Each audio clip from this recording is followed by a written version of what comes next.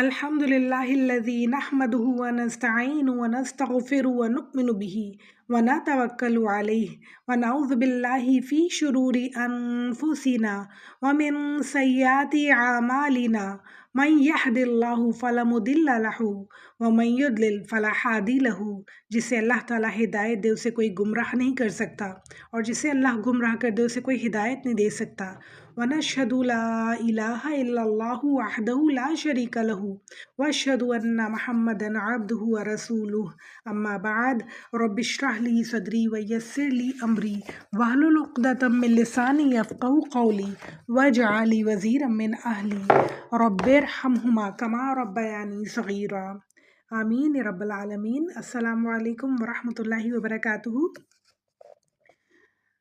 اللہ تعالیٰ نے فرمایا اگر یہ قرآن میں کسی پہاڑ پر نازل فرماتا تو تم دیکھتے کہ وہ خشیت سے ریزہ ریزہ ہو جاتا۔ ہم یہ مثالیں بیان کرتے ہیں تاکہ تم غور و فکر کرو۔ یہ قرآن ہم سب مسلمانوں کے لیے ایک نہایت بھاری ذمہ داری ہے کیونکہ ہم امت وسطیٰ ہیں اور اب اس قرآن کو آگے بڑھانا ہماری ذمہ داری ہے، ہمارا فرض ہے۔ اس کے بارے میں ہم سے سوال کیا جائے گا قیامت کے دن، اس لیے استقامت کے ساتھ انشاءاللہ ہم سب کلاس لیں گے اور تمام آیت پہ بہت اچھے سے غور و فکر کریں گے انشاءاللہ تعالیٰ۔ آج ہم انشاءاللہ تعالیٰ سورہ یونس کی آیت نمبر 24 اور 25 کریں گے، جس میں اللہ تعالیٰ دنیا کے زوال کی مثال بتا رہے ہیں پہلے، اور پھر اس کے بعد اللہ تعالیٰ آخرت میں دارالسلام میں دعوت دے رہے ہیں کہ اللہ تعالیٰ دارالسلام میں بلاتا ہے۔ تو دیکھتے ہیں کہ اللہ تعالیٰ کیا فرما رہے ہیں ہم سے۔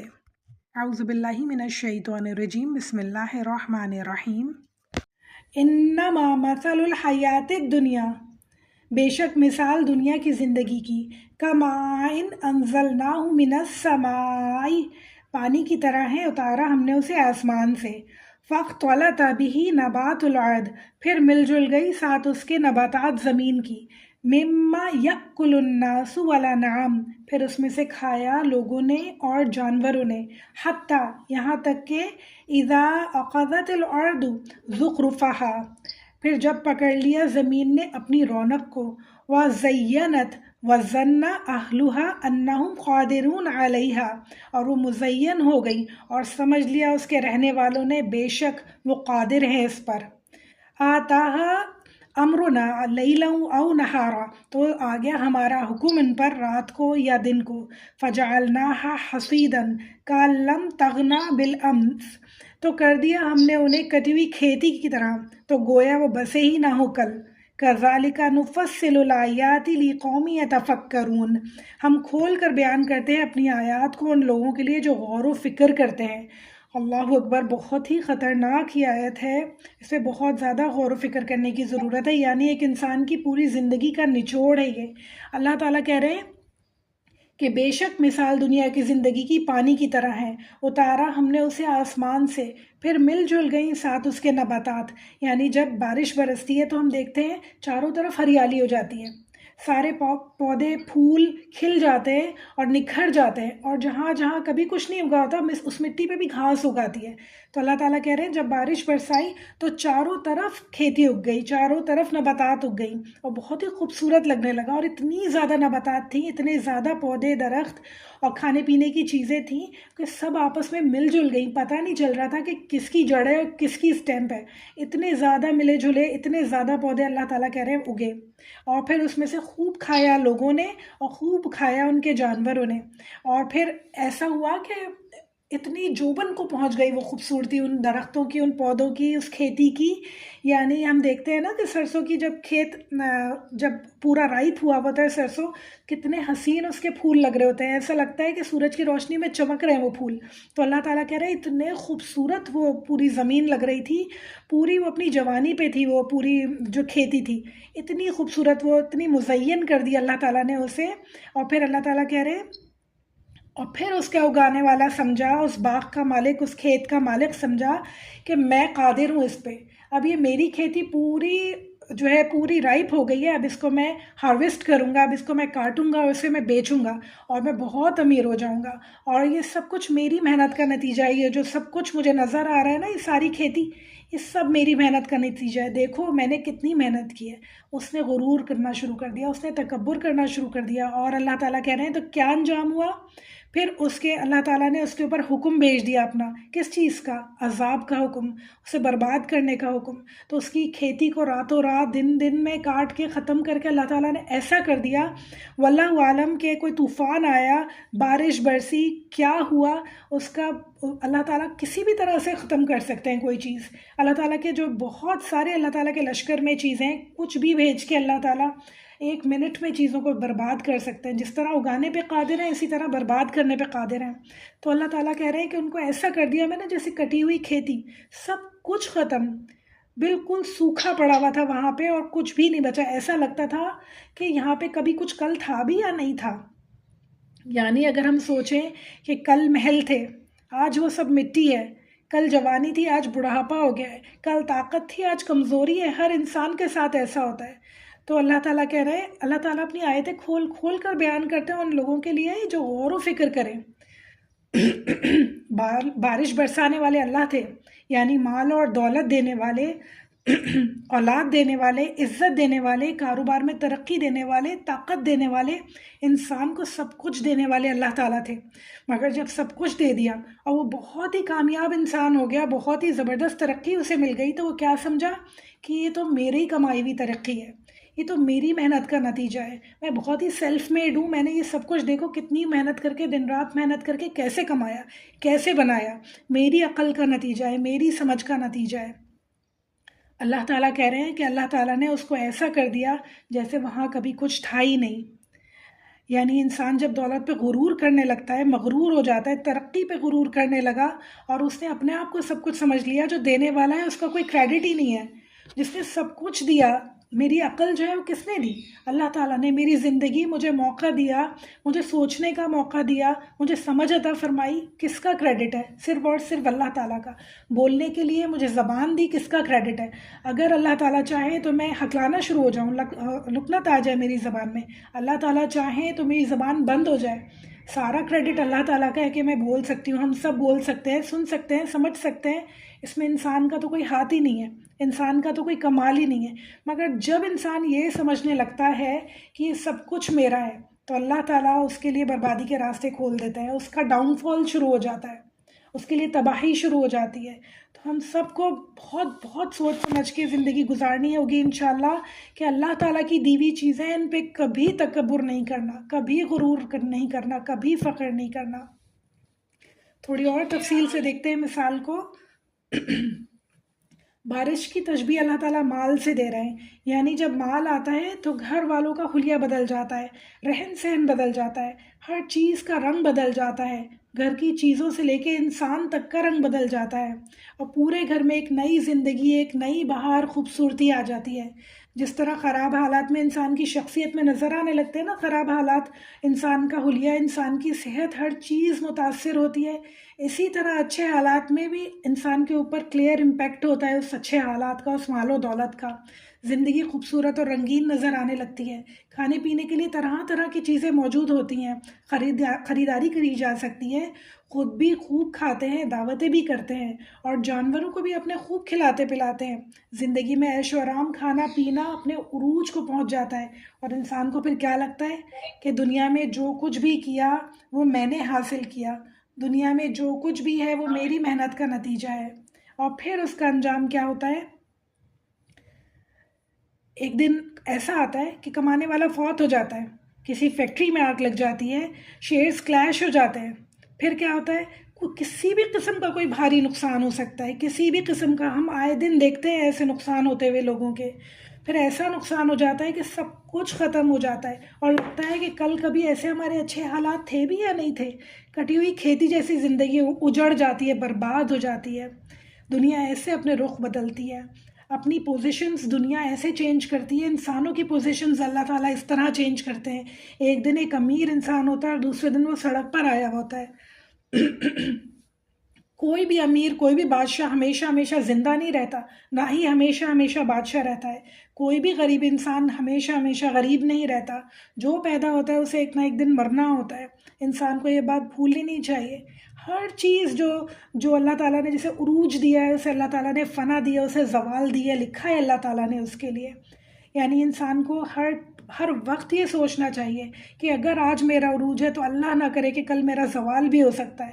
تو میں اپنے عروج کے وقت اپنی میرے پاس طاقت ہے، دولت ہے، جوانی ہے، سب کچھ ہے، اس وقت میں اللہ کو یاد کروں، تاکہ اللہ نہ کرے کہ کل میرا زوال ہو تو اللہ مجھے یاد کرے انشاءاللہ. ایسا نہ ہو کہ سب کچھ ختم ہو جائے اور میں دنیا میں کہیں بھٹک کے رہ جاؤں.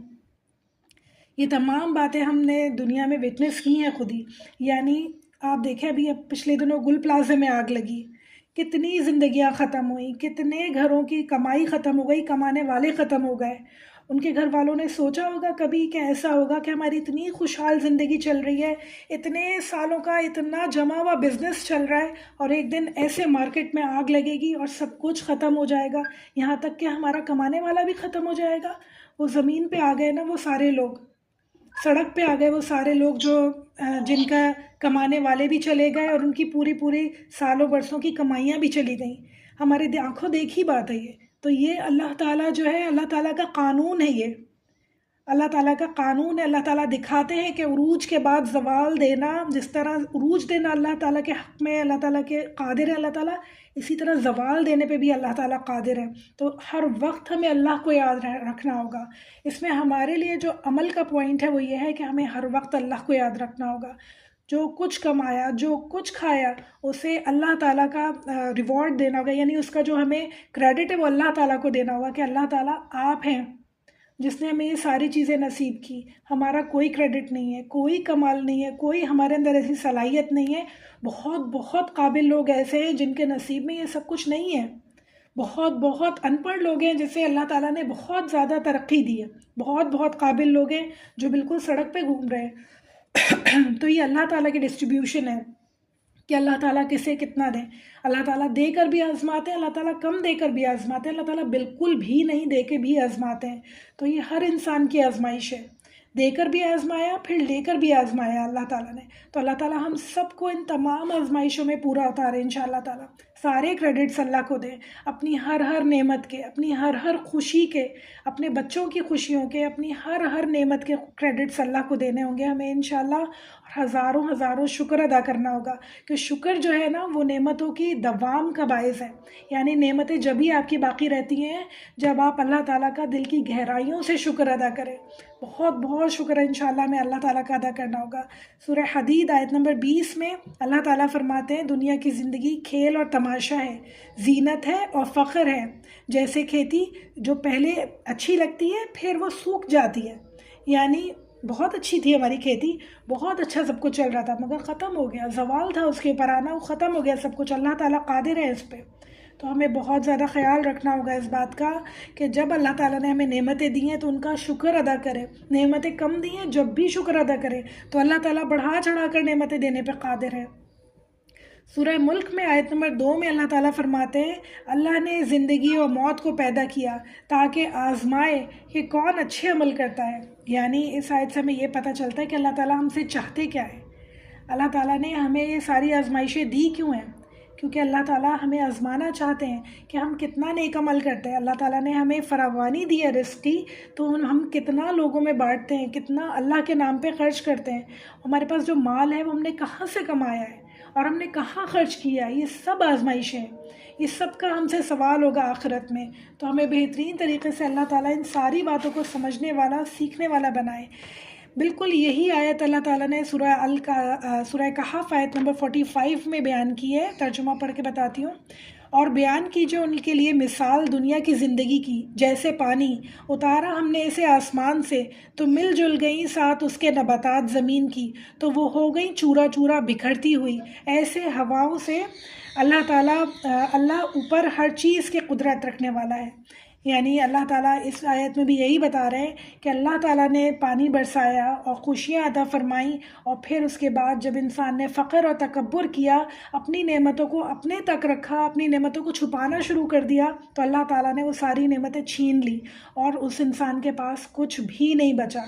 تو اگر ہم چاہتے ہیں کہ ہماری نعمتیں ہمیشہ ہمارے پاس رہیں تو انشاءاللہ کرکس یہ ہے اس آیت کا کہ اپنی نعمتوں کو اللہ کی راہ میں خرچ کریں، جو نعمتیں ہیں ان کا خوب شکر ادا کریں اور خوب اللہ کی راہ میں خرچ کریں انشاءاللہ، تاکہ وہ نعمتیں ہمیشہ ہمارے پاس رہیں۔ سارے کریڈٹس اللہ تعالیٰ کو دیں، سارے شکر اللہ تعالیٰ کو دیں کہ آپ ہے واحد جو سب کچھ دینے والے ہیں، اور آپ ہی لے سکتے ہیں۔ اللہ تعالیٰ ہمارے پر رحم فرمائیے گا اور ہمیں کبھی فاقہ و فقر عطا مت فرمائیے گا اس دنیا میں انشاءاللہ۔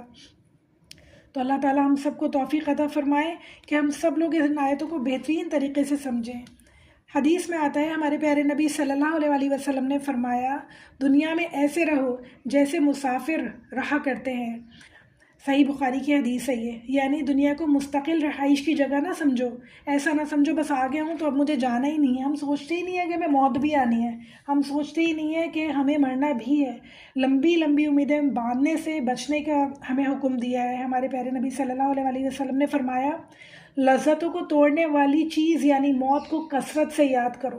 بہت مزے آ رہے ہیں نا دنیا میں، بہت عیش و آرام ہے، بہت گھومنا پھرنا ہے، بہت آؤٹنگز ہیں، بہت ڈنر پارٹیز ہیں، مگر انہیں توڑنے والی چیز موت، یعنی ایک دن وہ آئے گا کہ میں مر جاؤں گی اور میں قبر میں مجھے میرے پیارے دفنا کر چلے جائیں گے، اور پھر میں بالکل اکیلی ہوں گی اس گہری قبر میں، اس اندھیری قبر میں بالکل اکیلی ہوں گی۔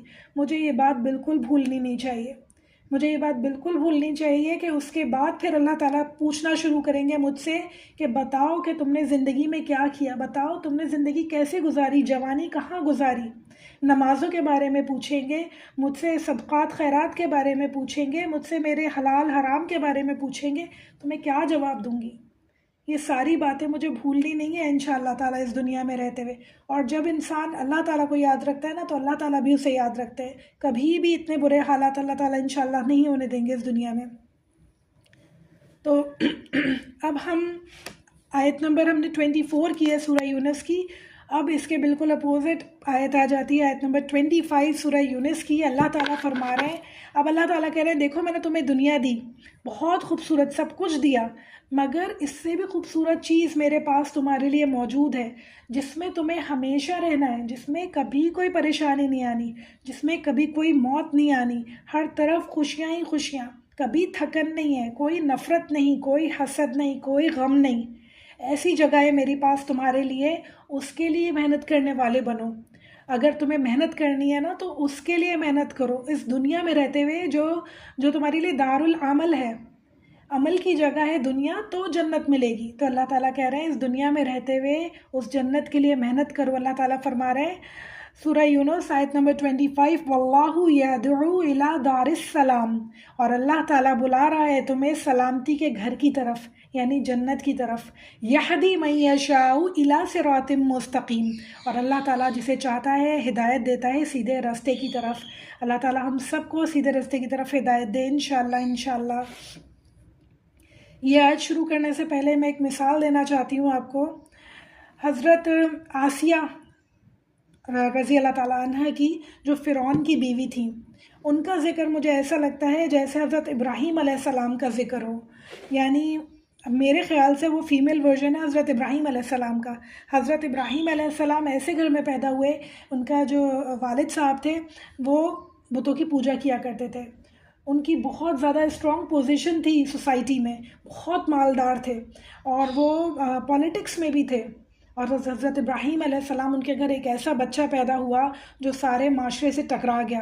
اس نے کہا بتوں کی پوجا تو میں نہیں کروں گا، یہ ہیں کون جو میں ان کی پوجا کروں۔ وہ کھڑا ہو گیا بچہ، اور اس نے سارے معاشرے کی مخالفت کی، اپنے گھر والوں کی مخالفت کی، ساری سوسائٹی کی مخالفت کی، اور ایک اللہ کو پہچان لیا انہوں نے آخرکار۔ اور اللہ تعالیٰ نے انہیں لقب دیا کہ ابراہیم علیہ السلام میرے دوست ہیں، فوکسڈ پرسن ہے، حنیف ہیں حضرت ابراہیم علیہ السلام۔ حضرت آسیہ علیہ السلام کو اگر ہم دیکھیں تو وہ بیوی تھی فرعون کی، کیا نہیں تھا ان کے پاس؟ دولت، محل، شہرت، سب کچھ تھا، طاقت، ایک پوری قوم بنی اسرائیل غلام تھی ان کے پاس۔ کس چیز کی کمی تھی ان کے پاس؟ کسی بھی چیز کی کمی نہیں تھی، کسی بھی طرح کی اس دنیا میں کمی نہیں دی تھی اللہ تعالیٰ نے انہیں، مگر انہوں نے اللہ تعالیٰ کو پہچان لیا، ان کے دل میں اللہ تعالیٰ بس گئے اور وہ فرعون کے خلاف کھڑی ہو گئیں۔ آپ سوچیں، میں عورت کی مثال اس لیے دے رہی ہوں کہ حضرت ابراہیم علیہ السلام کو تو کہتے ہیں نا کہ وہ تو آدمی تھے، وہ کر سکتے تھے۔ حضرت آسیہ کو دیکھیں آپ ذرا، وہ اپنے شوہر کے خلاف کھڑی ہو گئی، اس کی پوری سلطنت کے خلاف کھڑی ہو گئی جو اتنا ظالم تھا، اتنا جابر تھا، اور اللہ تعالیٰ نے ان کی اتنی مدد فرمائی، اتنی مدد فرمائی، ان کو فرعون نے بہت ان کے ساتھ برا سلوک کیا، بہت بری طرح ان کو شہید کر دیا، مگر انہوں نے جو دعا فرمائی اتنی خوبصورت تھی۔ انہوں نے دعا فرمائی، رب ابن لی عندک بیتن فی الجنہ، اے میرے پیارے پروردگار میرے لیے اپنے پاس جنت میں گھر بنا دے۔ سبحان اللہ، آپ دیکھیں وہ بڑے بڑے عالیشان محل انہیں نہیں چاہیے تھے، وہ دولت، وہ شہرت، وہ خوبصورت لباس انہیں نہیں چاہیے تھے، اتنا امیر، اتنا جو ان کا جو شوہر کہتا تھا کہ نعوذ باللہ میں اللہ ہوں، میں رب ہوں، وہ انہیں نہیں چاہیے تھا۔ انہیں چاہیے تھا اللہ تعالیٰ، انہیں چاہیے تھا آخرت کا گھر۔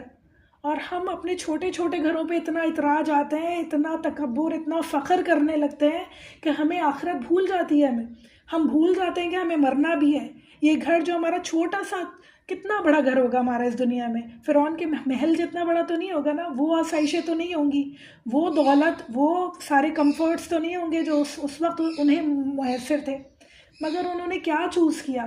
انہوں نے اللہ تعالیٰ کو چوز کیا۔ نہ ہی ہمارے پاس وہ ظلم و زیادتیاں ہیں جو ان کے پاس تھیں۔ کوئی فرعون نہیں کھڑا ہمارے پاس کہ ہمیں قتل کر دے، ہمارے ہاتھوں میں کیلیں ٹھوک دے، ہمارے پاؤں کٹوا دے، ہاتھ کٹوا دے، اللہ نہ کرے۔ ہمارے پاس ایسا ماحول نہیں ہے۔ ہم تو مسلمان گھر میں پیدا ہوئے ہیں الحمدللہ، چاروں طرف ہمارے جو لوگ ہیں وہ کلمہ گو ہیں، چاروں طرف نماز پڑھنے والے لوگ ہیں، چاروں طرف اللہ کو پکارنے والے لوگ ہیں۔ ہمارے لیے کیا مشکل ہے، کیا مشکل ہے کہ ہم ان گھروں کی آسائشوں کو اپنے دل سے نہ نکال سکیں؟ کیا مشکل ہے کہ ہم دنیا کی خوبصورتی کو اپنے دل سے نہ نکال سکیں؟ کیسے کیا حضرت آسیہ نے یہ؟ اپنے اندر اپنے آپ سے جہاد کی، اپنے نفس سے جہاد کی، جو سب سے امپورٹنٹ ہے، جو ہم نہیں کر پاتے۔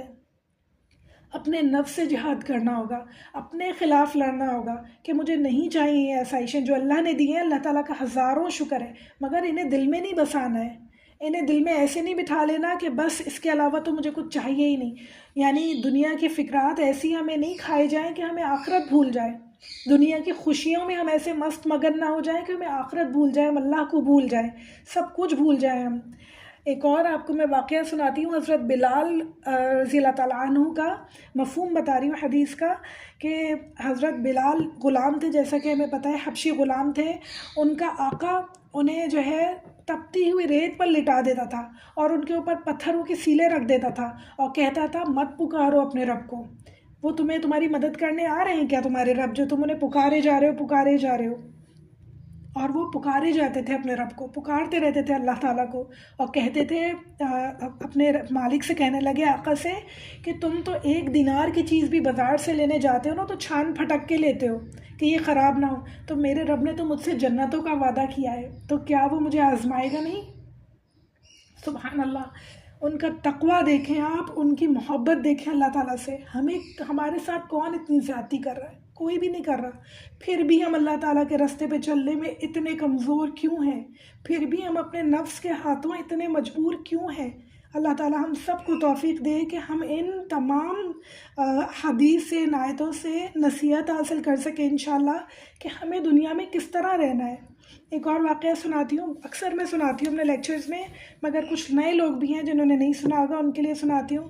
ایک مولوی صاحب کا اور ایک شہزادے کا واقعہ، کہ ایک بہت بڑا محل تھا، اس میں ایک شہزادہ تھا۔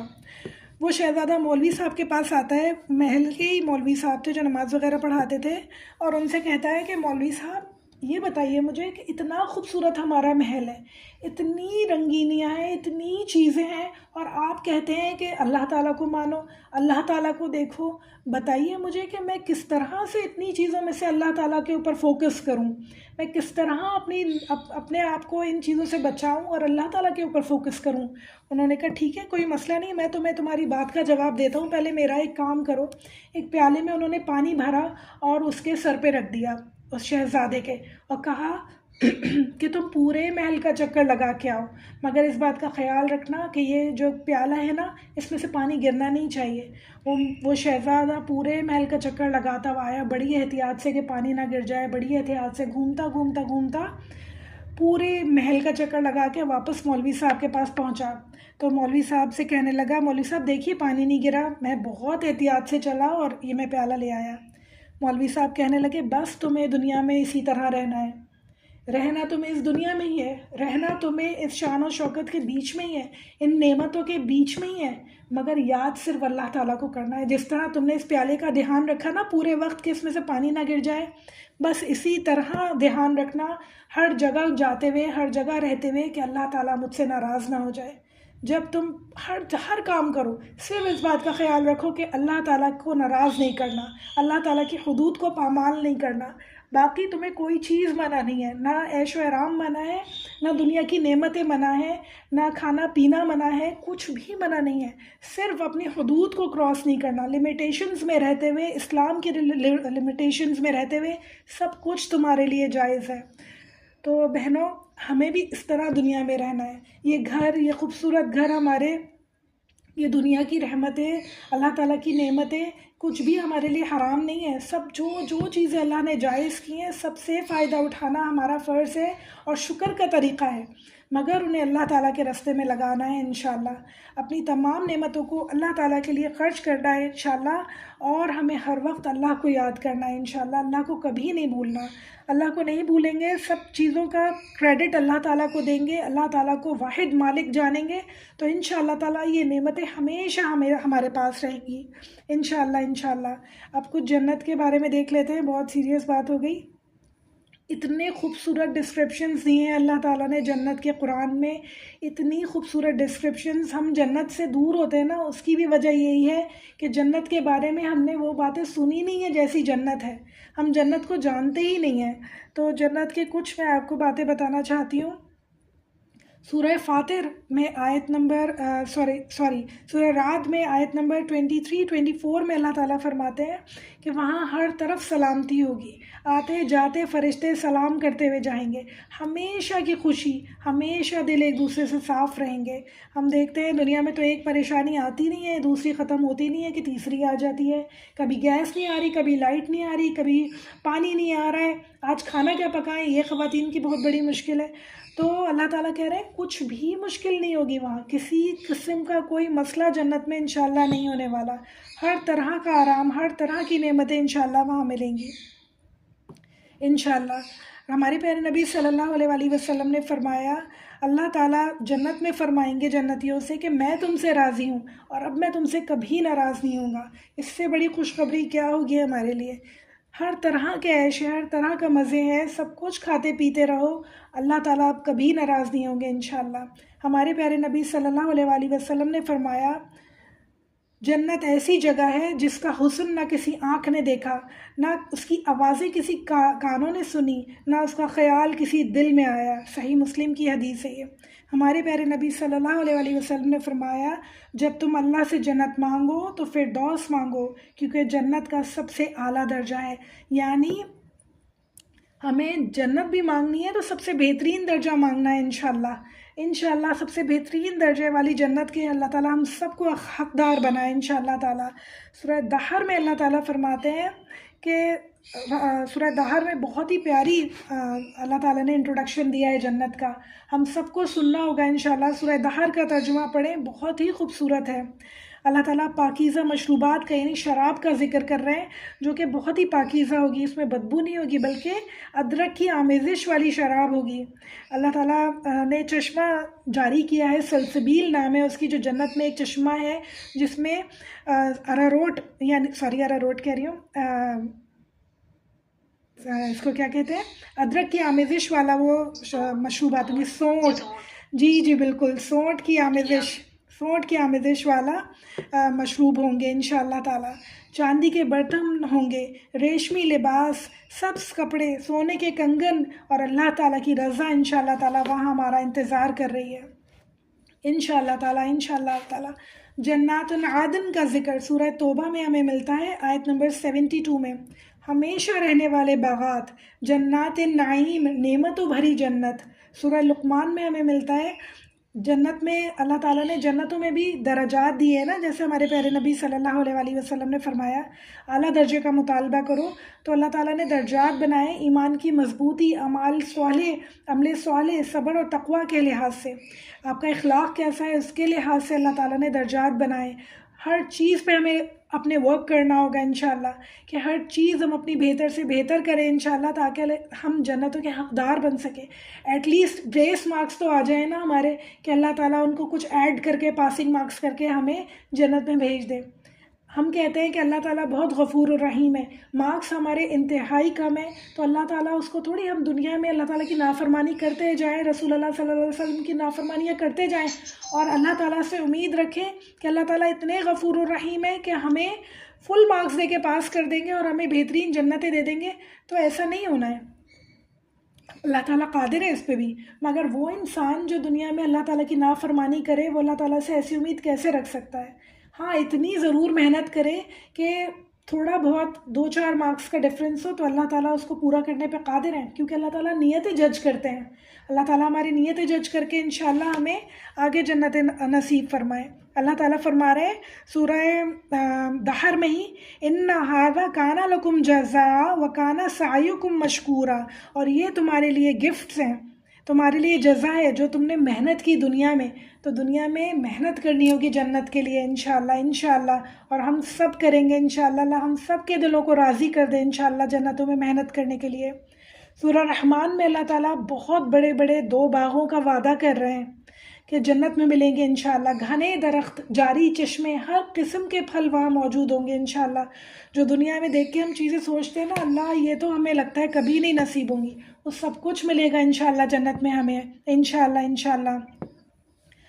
اچھا، جنت کے دروازوں کے بارے میں دیکھ لیتے ہیں۔ جنت کے 8 دروازے ہیں، مگر حدیث میں ہمیں 4 دروازوں کے بارے میں معلوم ہوتا ہے۔ ایک ہے باب الصلاح، جس میں نماز پڑھنے والے، نماز کو قائم کرنے والے داخل ہوں گے انشاءاللہ۔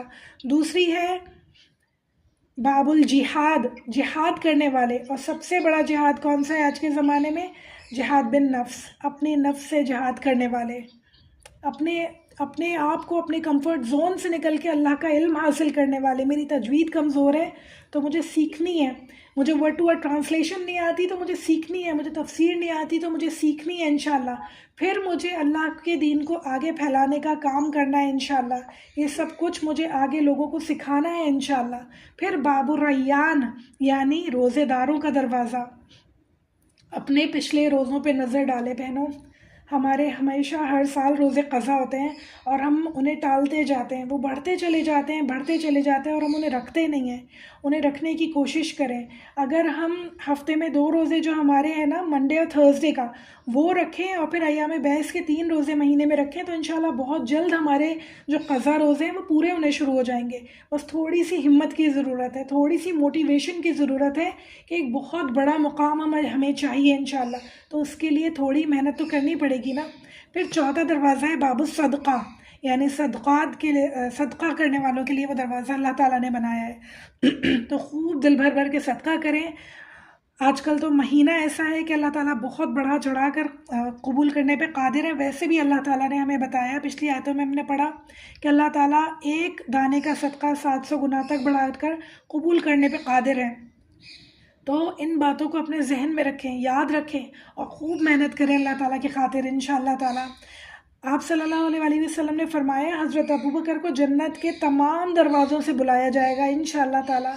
اللہ تعالیٰ ان کی صحبت ہمیں بھی نصیب فرمائے انشاءاللہ، ہمیں توفیق عطا فرمائے۔ اللہ تعالیٰ نے دیکھو کی پوائنٹس بتا دی ہیں کہ دیکھو یہ سارے دروازے، ان پہ محنت کر لو تو تم بھی جا سکتے ہو، یہ کوئی ناممکن بات نہیں ہے، سارے انسان ہی جانے وہاں سے، تو ہم بھی انسان ہیں، ہم بھی محنت کر سکتے ہیں، اپنے اوپر قابو پانا ہے بس خالی۔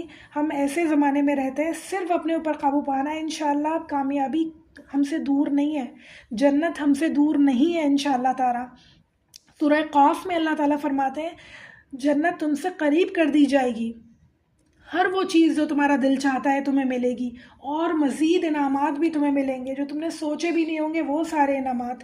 تو اللہ تعالیٰ ہم سب کو توفیق دے کہ ہمارے دل راضی ہو جائے اللہ تعالیٰ کی ان جنتوں پہ محنت کرنے کے لیے۔ دنیا کی زندگی اللہ تعالیٰ بار بار بتا رہے ہیں کہ دیکھو بہت عارضی ہے، ہماری زندگی کتنی ہے، 40 سال، 50، 60، 70، 40-50 کے بعد تو زندگی کے مزے بھی ختم ہونے شروع ہو جاتے ہیں۔ وہ عیش و آرام بھی ہمیں اتنے اچھے نہیں لگ رہے ہوتے، وہ ساری نعمتوں بھی ہمیں کوئی اتنا فائدہ ہم نہیں اٹھا رہے ہوتے۔ تو ہم 40-50، ایٹ لیسٹ چلو 60 ہم اپنی عمر رکھتے ہیں کہ ہم بہت دنیا میں ہم نے خوبصورتی دیکھ لی، اس کے بعد تو تکلیفیں شروع ہو جاتی ہیں، پریشانیاں شروع ہو جاتی ہیں، انسان وہ مزے اٹھا بھی نہیں سکتا۔ مگر جنت میں ہمیشگی کی جوانی ہے۔ آپ کو پتہ ہے 33 ایئرز اللہ تعالیٰ نے ایج رکھی ہے۔ جب جنت میں انسان جائے گا نا، ہر انسان کی 33 ایج ہوگی اور ہمیشہ وہ اسی ایج میں رہے گا، اور اتنی خوبصورت ہوں گی خواتین جنت کی، حوروں سے بھی زیادہ خوبصورت ہوں گی دنیا کی عورتیں جو جنت میں جائیں گی انشاءاللہ۔ اللہم اجعلنا منہم، اللہ تعالیٰ ہم سب بہنوں کو انشاءاللہ تعالیٰ جنت میں لے کے جائے۔ حوروں سے بھی زیادہ خوبصورت ہوں گی، اور جب ہمارے شوہر ہمیں دیکھیں گے نا تو وہ کہیں گے کہ تم تو پہلے سے بھی زیادہ جوان لگ رہی ہو، تم تو پہلے سے بھی زیادہ خوبصورت لگ رہی ہو۔ یعنی ہر ڈریس ہمارا پہلے سے بھی زیادہ خوبصورت ہوگا، چہرہ ہمارا پہلے سے بھی زیادہ خوبصورت ہوگا انشاءاللہ انشاءاللہ۔ تو وہ ہمیشہ کی جوانی کسے چاہیے؟ ہم یہاں پہ دنیا میں کتنی محنتیں کرتے ہیں، کتنے پیسے خرچ کرتے ہیں اپنے آپ کو فکس کرنے میں، اپنے چہرے فکس کرنے میں، کاسمیٹک سرجریز کروانے میں، دواؤں میں، کہ اللہ تعالیٰ ہمیں کسی طرح بہت خوبصورت کر دے، مگر نہیں ہو پاتے۔ ان سب کے ریئیکشنز بھی ہیں، ان سب کے سائیڈ ایفیکٹس بھی ہیں، اور وہ ایک دن ختم ہو جانی ہے ساری چیزیں۔ مگر جنت کی خوبصورتی، جنت کی جوانی کبھی ختم نہیں ہونی، ہمیشہ ہمیشہ وہیں رہنا ہے۔ تو سوچیں بہنوں، سوچیں، یہ بہت سوچنے کا مقام ہے۔ ہماری خواتین، ہم جو خواتین ہیں، تو ہم چاہتے جو ساری چیزیں نا، ساری چیزیں ہمیں جنت میں ملنے والی ہیں انشاءاللہ، دنیا میں ہمیں نہیں ملنے والی ہیں۔ بہت عارضی جگہ ہے دنیا، اس کا پیچھا چھوڑ دیں۔ رہنا دنیا میں ہی ہے، نبھانا دنیا کو ہی ہے، کیونکہ دنیا دار العمل ہے، یہیں پہ رہتے ہوئے اللہ کو راضی کرنا ہے اور جنت کمانی ہے انشاءاللہ انشاءاللہ انشاءاللہ۔ اللہ سے امید ہے اللہ ہم سب کے دلوں کو عمل کے لیے راضی کر دے انشاءاللہ۔ دعا کر لیتے ہیں۔ اللہم صلی علی محمد وعلی آل محمد کما صلیت علی ابراہیم وعلی آل ابراہیم انک حمید مجید۔ اللہم بارک علی محمد وعلی آل محمد کما بارکت علی ابراہیم وعلی آل ابراہیم انک حمید مجید۔ ربی انی ظلمت نفسی فاغفر لی، ربی انی ظلمت نفسی فاغفر لی، ربی اغفر لی وانت خیر الراحمین۔ ربنا اتمم لنا نورنا واغفر لنا انت علی کل شیء قدیر۔ بے شک میرے اللہ آپ ہمیشہ سے ہمیشہ رہیں گے، ہمیشہ سے ہمیشہ رہیں گے۔ ہم ہمیشہ سے آپ کے آگے سر جھکاتے آئے، آپ کے آگے ہاتھ پھیلاتے آئے۔ آپ کا ہزاروں شکر اللہ تعالیٰ، آپ نے ہمیں مسلمان گھرانے میں پیدا کیا۔ ہزاروں شکر اللہ تعالیٰ، ساری نعمتیں عطا فرمائی آپ نے ہمیں کہ ہم سوچ سکتے ہیں، سمجھ سکتے ہیں، ہمیں دکھتا ہے اللہ تعالیٰ، حق دکھتا ہے، حق سمجھ آتی ہے، حق ہمارے کانوں میں جاتا ہے، ہمارے دل پہ اثر کرتا ہے۔ آپ کا ہزاروں ہزاروں شکر۔